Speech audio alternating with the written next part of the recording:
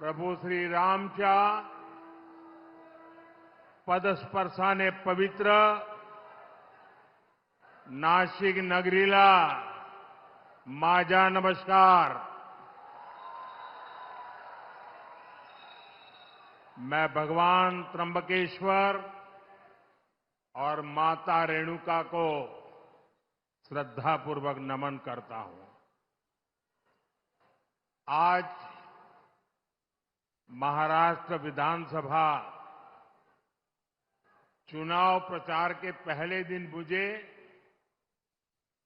नासिक की पुण्य भूमि पर आने का सौभाग्य मिला है।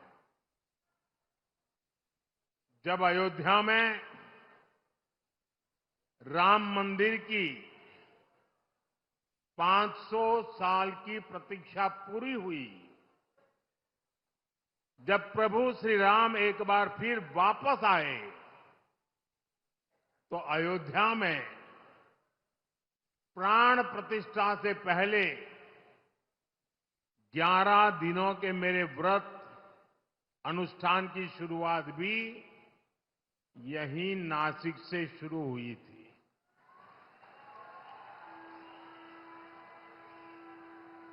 मुझे कालाराम मंदिर में सफाई और सेवा का अवसर भी मिला था। आज एक बार फिर मैं विकसित महाराष्ट्र के लिए, विकसित भारत के लिए नासिक का आशीर्वाद लेने के लिए आया हूं।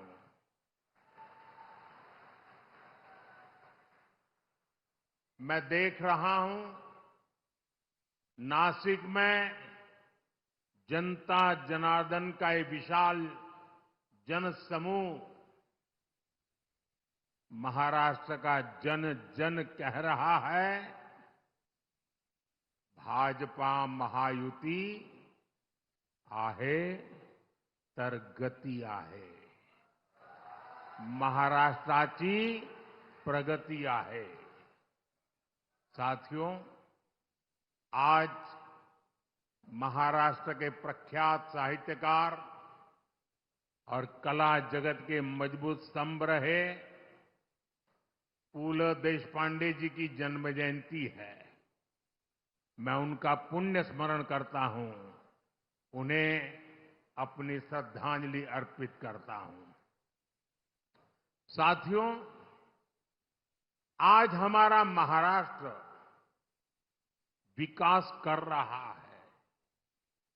हमारा देश नए रिकॉर्ड बना रहा है, क्योंकि आज देश में गरीबों की चिंता करने वाली सरकार है।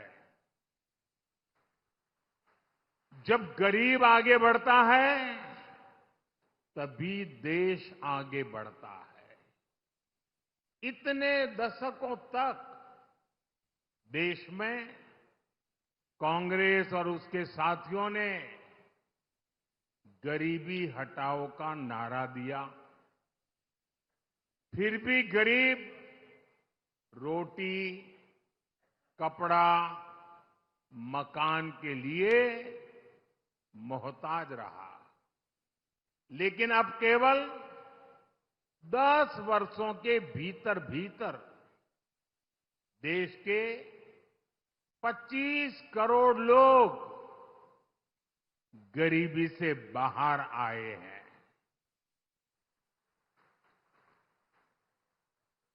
ये कैसे हुआ?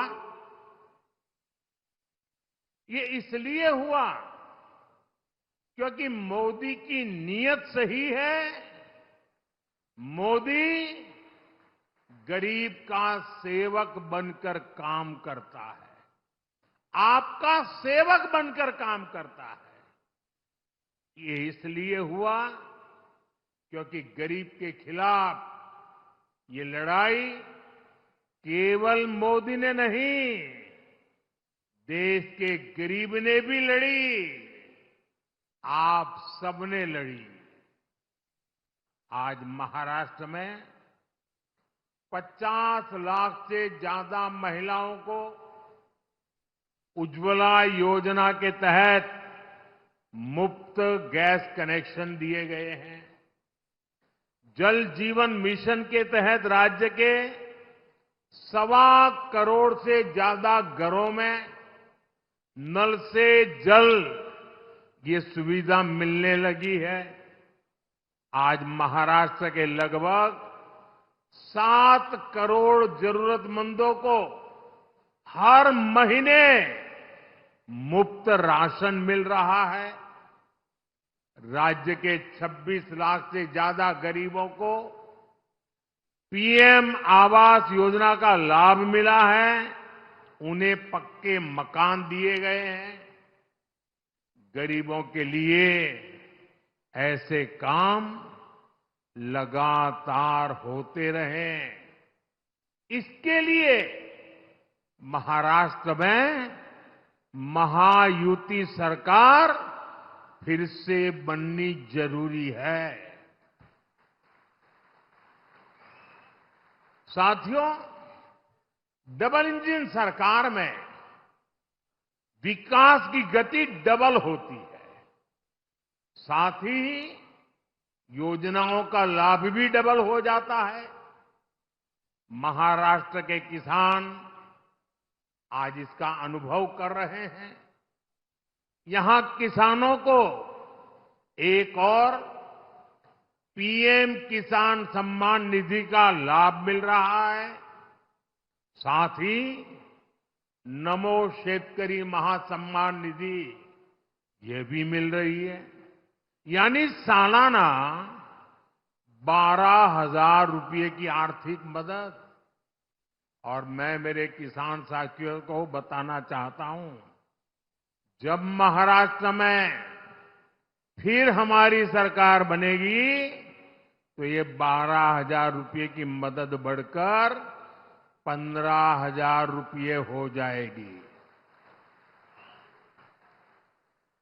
महाराष्ट्र के लाखों किसान परिवारों को इसका बहुत बड़ा लाभ होगा। साथियों, यहां सोयाबीन, कपास, धान और दूध उत्पादकों को भी आर्थिक मदद दी गई है। पेट्रोल में इथेनॉल ब्लेंडिंग बढ़ने से गन्ना किसानों की आय में बढ़ोतरी हुई है। 10 वर्षों में करीब 80,000 करोड़ रुपए इथेनॉल की खरीद में किसानों को मिले हैं।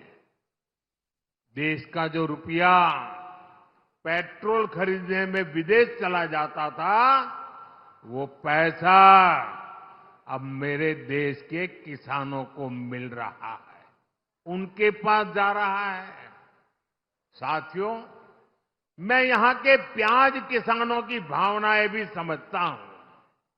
इसलिए प्याज के निर्यात में सहूलियत के लिए नीतियों में बदलाव किया गया है।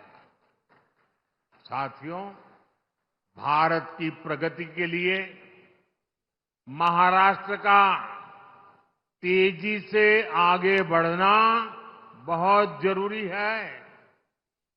महाराष्ट्र आगे बढ़ेगा तभी भारत विकसित बनेगा। महाराष्ट्र किस स्पीड से आगे बढ़ सकता है, पिछले 2.5 वर्ष में महायुति सरकार ने दिखाया है। आज देश में आधुनिक इंफ्रास्ट्रक्चर के प्रोजेक्ट्स में महाराष्ट्र बहुत आगे है।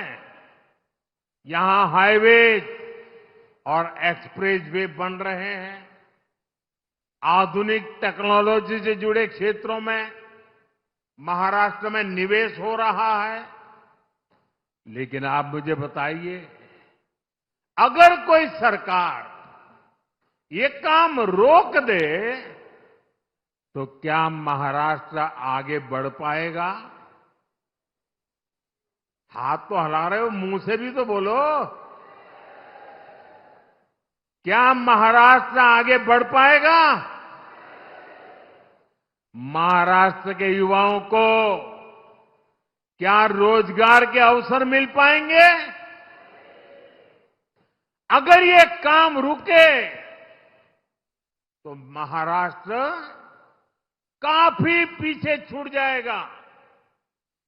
कांग्रेस और उसके साथी यही चाहते हैं, उनका यही एजेंडा है।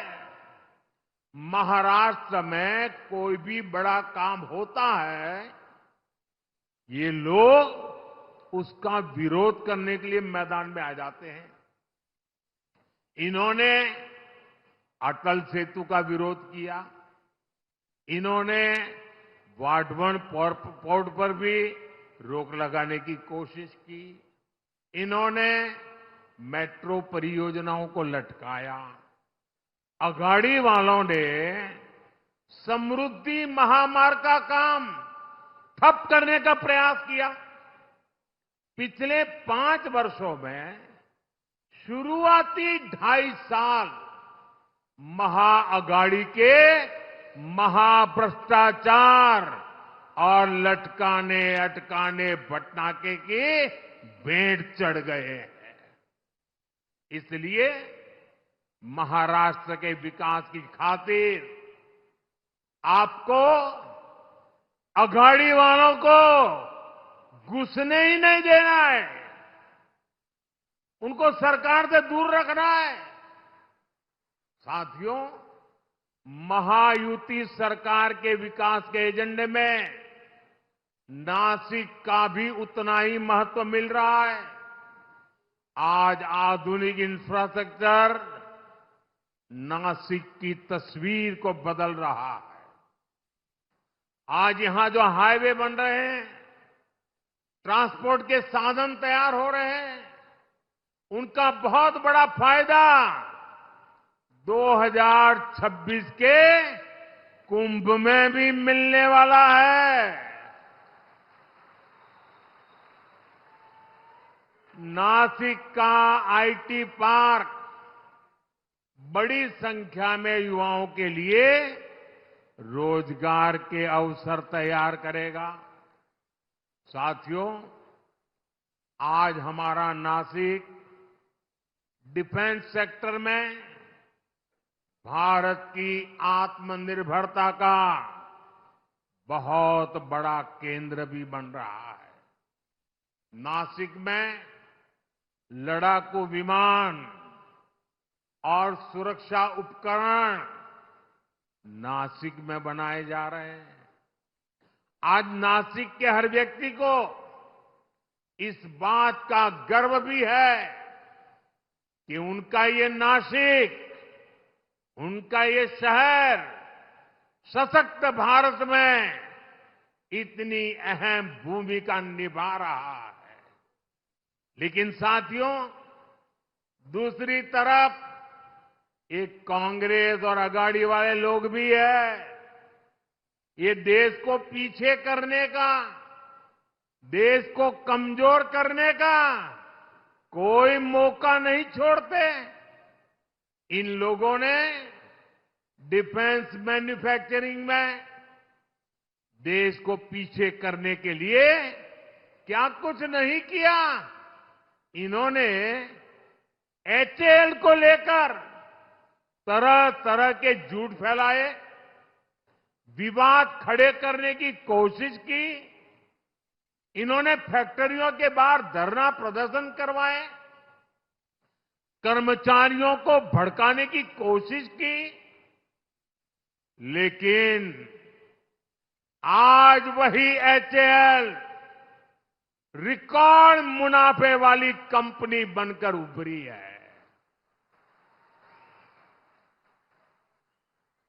जब नीतियां स्पष्ट होती हैं, नीयत साफ होती है, तो अच्छे परिणाम भी मेरे नासिक के भाई बहन देख रहे हैं। डिफेंस सेक्टर में आत्मनिर्भर भारत की ताकत बन रही है। साथियों, कांग्रेस और इसके साथियों को न बाबा साहब आम्बेडकर के संविधान की परवाह है, न कोर्ट की और न ही देश की भावना की। ये सिर्फ दिखावे के लिए जेब में खाली पन्नों वाले संविधान की किताब लेकर घूमते हैं। कल आपने देखा उनकी पोल खुल गई। जब संविधान की रक्षा की बात आती है, जब संविधान के सम्मान की बात आती है, ये उल्टा ही काम करते हैं। ये कांग्रेस वाले ऐसे हैं, 75 साल तक जम्मू कश्मीर में बाबा साहब आम्बेडकर के संविधान को लागू नहीं होने दिया। 75 साल तक देश में एक संविधान नहीं था। जम्मू कश्मीर का संविधान अलग था, वो बाबा साहब आम्बेडकर वाला नहीं था। और ये पाप कांग्रेस का था। कांग्रेस ने आर्टिकल 370 की ऐसी दीवार बना दी थी कि बाबा साहब आम्बेडकर का संविधान वहां घुस ही नहीं सकता था। भाजपा एनडीए ने आर्टिकल 370 को हटाया और एक देश, एक संविधान लागू किया। और मेरी बाबा साहब आम्बेडकर को सबसे बड़ी श्रद्धांजलि है।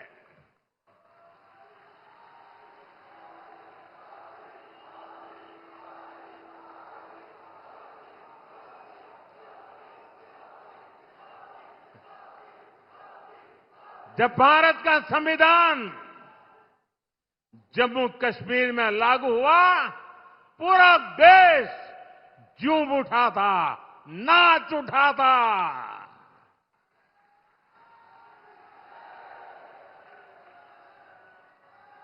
मैं जरा मेरे नासिक के लोगों को पूछना चाहता हूं। नासिक के लोग बताइए, क्या आर्टिकल 370 हटने से आपको खुशी हुई कि नहीं हुई? जरा जोर से बताइए, खुशी हुई कि नहीं हुई? ये कांग्रेस वालों के कान फट जाए ऐसे बोलिए, खुशी हुई कि नहीं हुई? आपको खुशी हुई, लेकिन कांग्रेस और उसके साथियों के पेट में चूहे दौड़ने लग गए। उनको दर्द हो गया। आपने टीवी पे देखा होगा, 2-3 दिन पहले जम्मू कश्मीर की विधानसभा में कांग्रेस और इसके साथियों ने 370 फिर से लागू करने के लिए हंगामा किया। ये लोग फिर चाहते हैं कि जम्मू कश्मीर से बाबा साहब आम्बेडकर का संविधान फिर से जम्मू कश्मीर से निकाल दिया जाए, हटा दिया जाए। ये लोग फिर चाहते हैं कि वहां दलितों को, वाल्मीकि समाज को जो आरक्षण 75 साल बाद मिला है, उसे छीन लिया जाए। संविधान के विरुद्ध, दलितों, पिछड़ों, आदिवासियों के विरुद्ध इसी साजिश में जितनी गुनहगार कांग्रेस है, उतने ही अगाड़ी के उनके बाकी साथी दल भी है। साथियों, चुनाव के समय पार्टियां अपने कामकाज का हिसाब देकर जनता के बीच जाती है। बीजेपी और महायुति भी लगातार अपने काम का हिसाब दे रही है। लेकिन बीजेपी का मुकाबला करने के लिए कांग्रेस के पास एक ही तरीका है। कांग्रेस उसके साथियों की झूठ की दुकान, यही दुकान इन दिनों कांग्रेस और उसके चेलों ने महाराष्ट्र में लगाई है। कांग्रेस ने कर्नाटका, तेलंगाना और हिमाचल में भी यही झूठ की दुकान सजाई थी। और वहां क्या हाल हुआ? चुनाव खत्म हुए, दुकान का शटर गिर गया। वादे पूरा करना तो दूर, कांग्रेस शासित राज्यों में हाल ये है कि सरकार चलाने के पैसे इनके पास नहीं है, तनख्वाह देने के पैसे नहीं है। खर्चों के लिए और अपनी जेबें भरने के लिए जनता पर टैक्स बढ़ाया जा रहा है, जनता से वसूली हो रही है। जनता भी इनकी असलियत जान गई है। महाराष्ट्र की जनता भी देख रही है कि एक तरफ महायुति का घोषणा पत्र है, वहीं दूसरी तरफ महाअगाड़ी का घोटाला पत्र है। क्योंकि ये पक्का है, जहां कांग्रेस और उसके साथी होंगे वहां घोटाला होगा ही होगा। ये लोग ऐसी योजनाओं की घोषणा करते हैं जिसमें से ज्यादा भ्रष्टाचार हो सके। आप महाराष्ट्र में इन लोगों को ये सारा पाप फिर से करने देंगे क्या? करने देंगे क्या? ये धोखेबाजी महाराष्ट्र की जनता के बीच चलेगी क्या? साथियों, पूरे देश ने कांग्रेस की हरकतों के कारण उसे पूरी तरह से खारिज कर दिया है। कांग्रेस अब ऑल इंडिया कांग्रेस नहीं बची। कांग्रेस अब परजीवी कांग्रेस बन चुकी है। ये कांग्रेस पार्टी अब केवल बैसाखियों पर ही जिंदा है। महाराष्ट्र हो, उत्तर प्रदेश हो, बिहार हो, झारखंड हो, ज्यादातर राज्यों में कांग्रेस दूसरी पार्टियों के सहारे ही चुनाव लड़ने की हालत में है। वो अपने पैरों पर खड़ी नहीं रह सकती। इसलिए साथियों, कांग्रेस ने राजनीति में खुद को बचाने के लिए अपना सबसे बड़ा हथियार चला है। ये हथियार है एससी, एसटी, ओबीसी समाज की एकता तोड़ो। एकता तोड़ो और राज छीनो। कांग्रेस के लोग जनजातीय समूह, शेड्यूल ट्राइब, हमारे आदिवासी, एसटी को बांटना चाहते हैं। कांग्रेस के लोग हमारे दलित भाई बहन एससी को बांटना चाहते हैं। कांग्रेस के लोग ओबीसी को बांटना चाहते हैं। साथियों, कांग्रेस के रहते ओबीसी कभी इतना एकजुट नहीं हो पाया। ओबीसी को आरक्षण भी तभी मिला जब कांग्रेस सरकार हटी।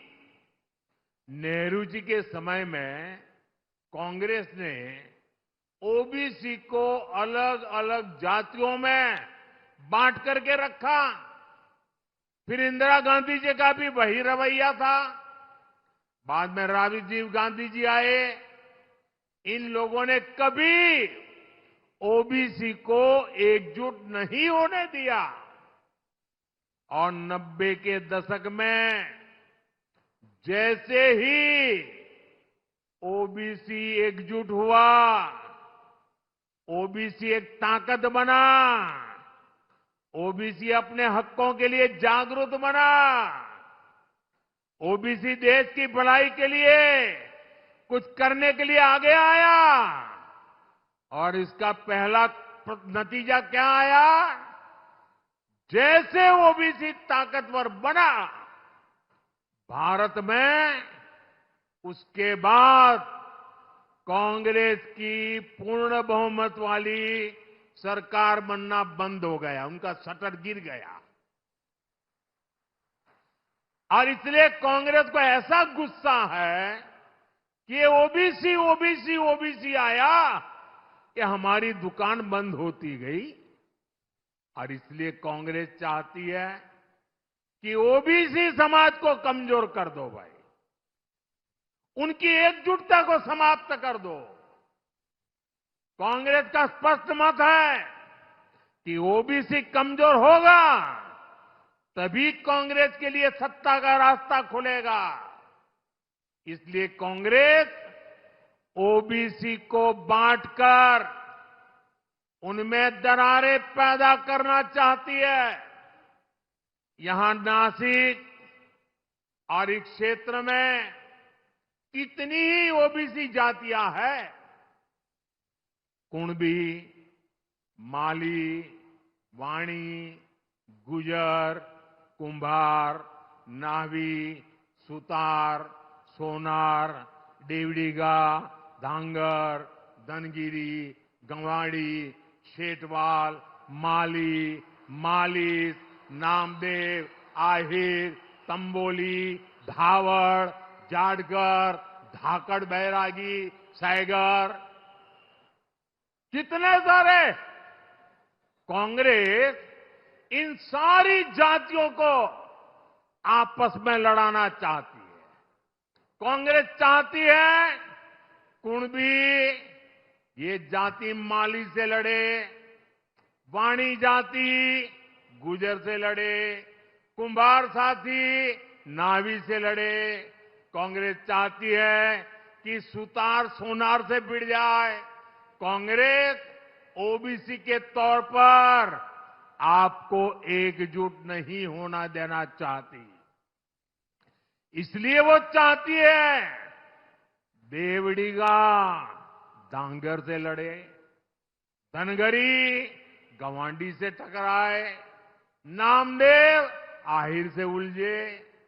कांग्रेस का इरादा है तंबोली दावड़ से झगड़ा करे, जाटगर सैगर से लड़ाई करे। आपकी एकजुटता को तबाह करने के लिए कांग्रेस मैदान में उतरी है। आपकी एकता से, आपकी मजबूती से कांग्रेस को सबसे ज्यादा तकलीफ है। इसलिए वो चाहती है कि ओबीसी अपनी एकजुटता खो दें और कांग्रेस के लिए सत्ता का रास्ता खुल जाए। मैं आपसे पूछता हूं, जब ओबीसी अलग अलग जातियों में बटेंगे तो कमजोर होंगे कि नहीं होंगे? जरा पूरी ताकत से बताइए, कमजोर होंगे कि नहीं होंगे? आपकी ताकत घटेगी कि नहीं घटेगी? और इसलिए आपको याद रखना है, मेरा तो एक ही मंत्र है, हम एक है तो सेफ है, हम एक है तो सेफ है। सच्चाई यही है कि कांग्रेस ओबीसी से नफरत करती है। आज ओबीसी समाज का एक व्यक्ति लगातार 140 करोड़ देशवासियों के आशीर्वाद लेकर तीसरी बार देश का प्रधानमंत्री बना है।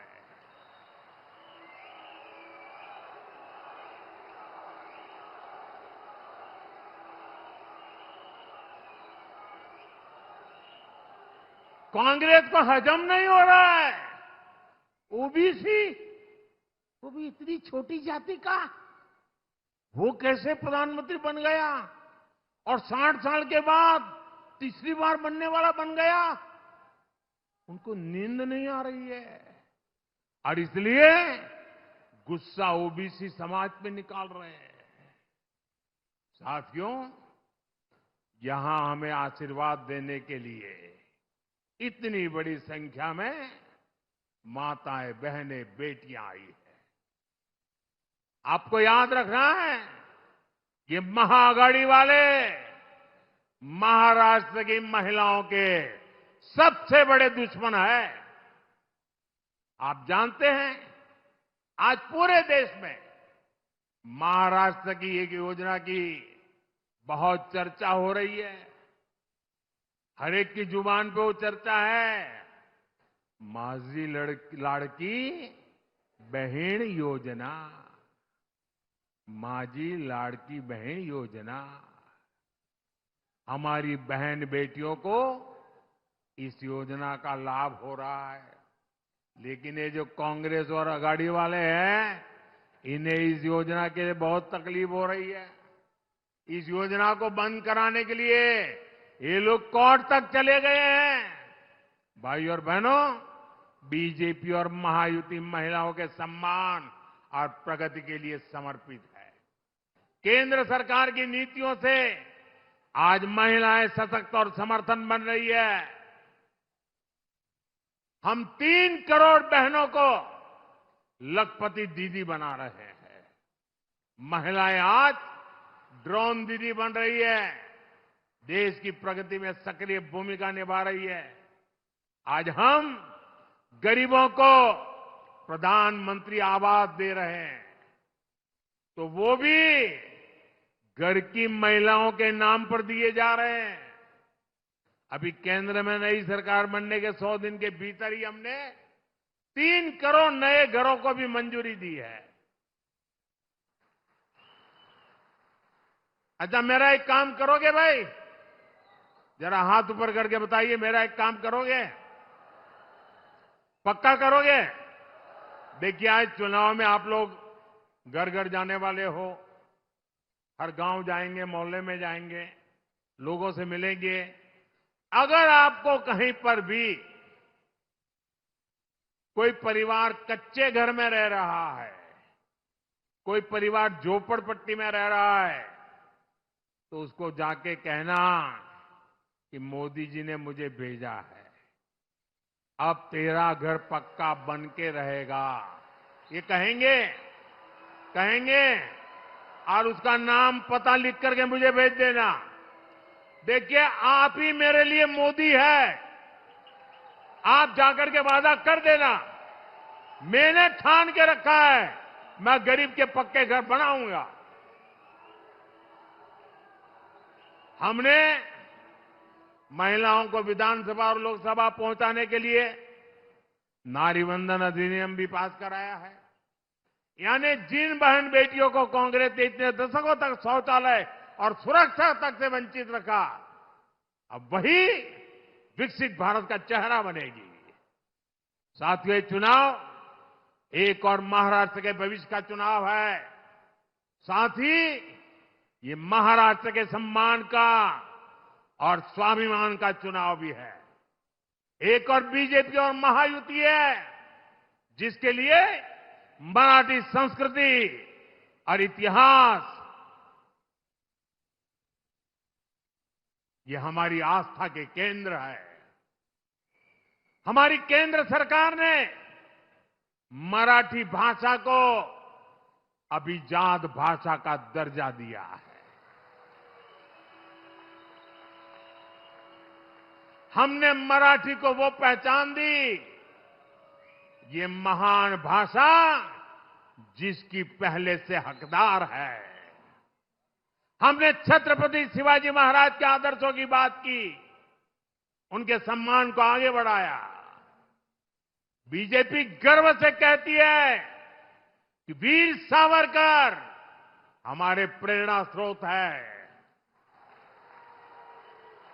वीर सावरकर महाराष्ट्र और राष्ट्र के गौरव है। लेकिन दूसरी ओर कांग्रेस और उसके पीछे लगे महाआघाड़ी के लोग, आप इनकी सोच और मानसिकता देखिए। कांग्रेस ने कभी मराठी भाषा को अभिजात भाषा का दर्जा नहीं मिलने दिया। कांग्रेस के लोग घूम घूम कर वीर सावरकर को गाली देते हैं। कांग्रेस के नेता गाली देते हैं। महाराष्ट्र की धरती पर आकर के वीर सावरकर का अपमान करते हैं।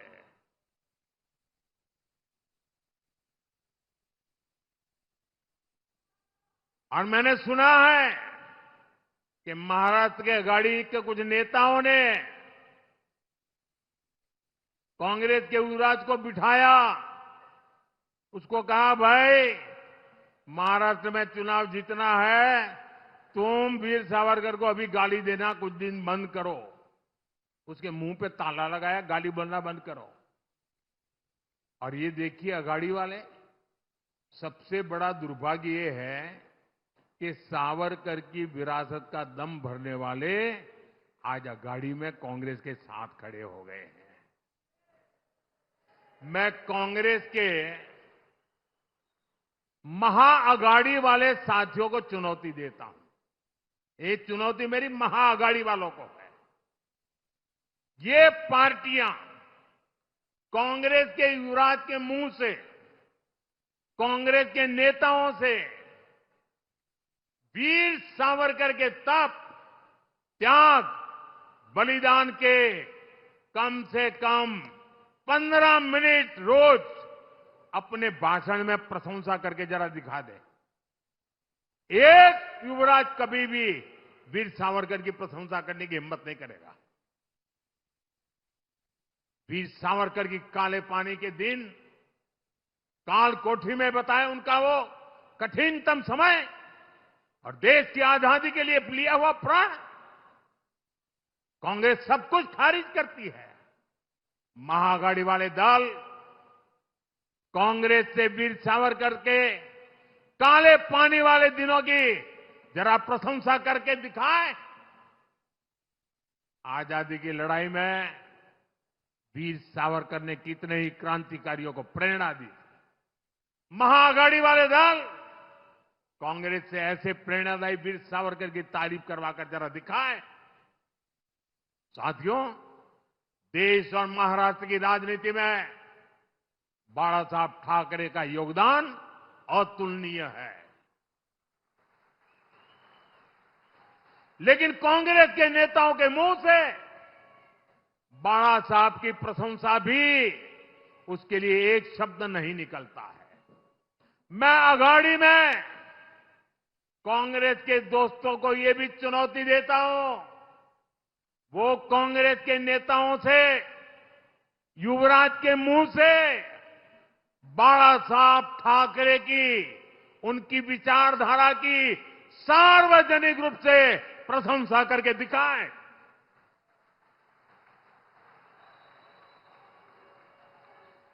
आज 8 नवंबर है, मैं दिन गिनूंगा और महाआघाड़ी वालों से जवाब का इंतजार करूंगा कि वो सावरकर जी की प्रशंसा करते हैं कि नहीं करते हैं, बाला साहब की ठाकरे के तप की प्रशंसा करते हैं कि नहीं करते। महाराष्ट्र भी देखेगा और हम गिनेंगे, आप भी गिनना। साथियों, इस चुनाव में आपको बीजेपी और महायुति के उम्मीदवारों को विजयी बनाना है। मैं आपसे आशीर्वाद मांगने के लिए आया।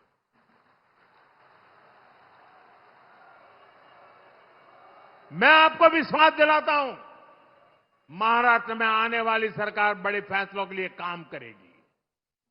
आप प्रभु श्री राम की तपोभूमि नासिक से हमारे चुनाव अभियान की शुरुआत श्री प्रभु श्री राम के आशीर्वाद से जरूर सफल होगी।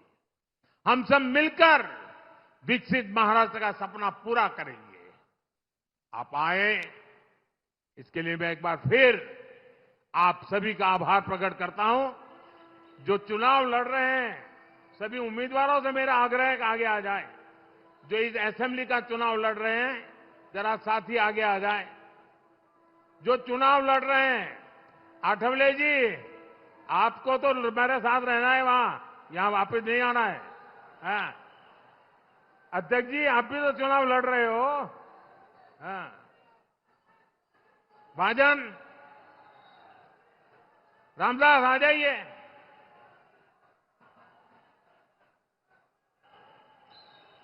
मेरे साथ बोलिए, भारत माता की।